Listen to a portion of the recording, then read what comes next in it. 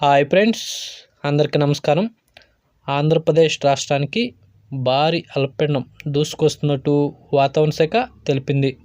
రేపటి నుండి కోస్తాంధ్రలో వర్షాలు పెరిగే అవకాశం ఉన్నట్టు వాతావరణ శాఖ అంచనా వేస్తుంది. Welcome to AP weather news. AP Telangana weather update కోసం మన ఛానల్ సబ్స్క్రైబ్ చేయండి, షేర్ చేయండి, లైక్ చేయండి. ఎప్పటికప్పుడు తాజా వాతావరణ సమాచారం ఇవ్వటం జరుగుతుంది. టుడే వెదర్ అప్డేట్ ఏంటంటే, ఈరోజు ఉపగ్రహ చిత్రం చూడండి, శాటిలైట్ చిత్రం. ఇవాళ కోస్తాంధ్రలో ఆకాశం మేఘవృతమై ఉండే అవకాశం ఉన్నట్టు వాతావరణ శాఖ తెలిపింది. గత అర్ధరాత్రి నుండి మధ్య కోస్తాంధ్ర, దక్షిణ కోస్తాంధ్ర జిల్లాలో అక్కడక్కడ ఓ మోస్తరు నుంచి భారీ వర్షాలు నమోదవుతున్నట్టు వాతావరణ శాఖ తెలిపింది. ఇదిలా ఉంటే ఈరోజు కూడా అక్కడక్కడ తేలికపాటి నుండి ఓ మోస్తరు వర్షాలు కోస్తాంధ్ర, రాయలసీమ, తెలంగాణలో నమోదయ్యే అవకాశం ఉన్నట్టు వాతావరణ శాఖ అంచనా వేస్తుంది. ఇదిలా ఉంటే రేపు బంగాళాఖాతంలో భారీ అల్పపీడనం ఏర్పడే అవకాశం ఉన్నట్టు వాతావరణ శాఖ తెలిపింది.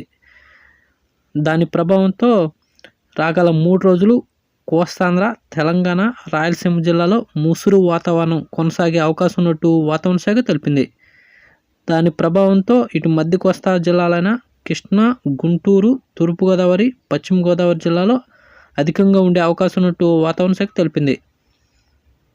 ఇదిలా ఉంటే అటు రాయలసీమ విషయానికి వస్తే, రాయలసీమ జిల్లాలైన కడప, కర్నూలు, నంద్యాల, పులివెందుల, మదనపల్లి జిల్లాలో కూడా ఓ మోస్తరు నుంచి భారీ వర్షాలు రాగల 3 రోజులు నమోదయ్యే అవకాశం ఉన్నట్టు వాతావరణ శాఖ తెలిపింది. 7, 8, 9 తారీఖుల్లో అధికంగా వర్షాలు కోస్తాంధ్ర, తెలంగాణలో ఉండే అవకాశం ఉన్నట్టు వాతావరణ శాఖ అంచనా వేస్తుంది. ప్రజలు అప్రమత్తంగా ఉండాలని వాతావరణ శాఖ ఎప్పటికప్పుడు హెచ్చరికలు జారీ చేస్తుంది. ఇటు దక్షిణ కోస్తా విషయానికి వస్తే అన్నమయ్య, చిత్తూరు, తిరుపతి, నెల్లూరు జిల్లాలో కూడా అక్కడక్కడ ఓ మోస్తరు నుంచి భారీ వర్షాలు ఈ అల్పపీడనం ప్రభావంతో నమోదయ్యే అవకాశం ఉన్నట్టు వాతావరణ శాఖ తెలిపింది.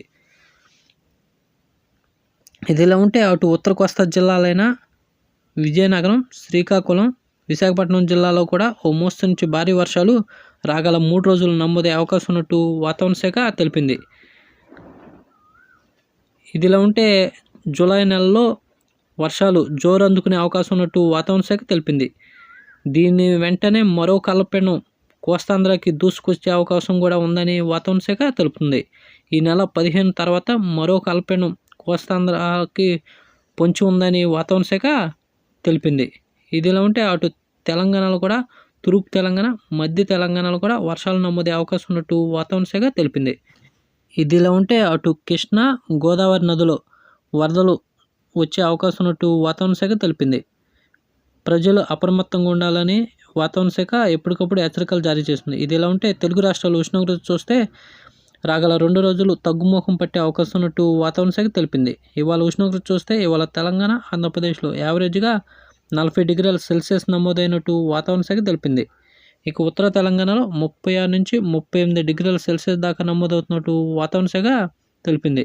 ఇంకా దక్షిణ తెలంగాణ విషయానికి వస్తే దక్షిణ తెలంగాణలో 43 డిగ్రీల దాకా ఉష్ణోగ్రత నమోదవుతున్నట్టు వాతావరణ శాఖ తెలిపింది. ఏపీలో ఉత్తరాంధ్రలో 38 నుండి 39 డిగ్రీల మధ్యలో ఉష్ణోగ్రత నమోదవుతున్నట్టు వాతావరణ శాఖ తెలిపింది.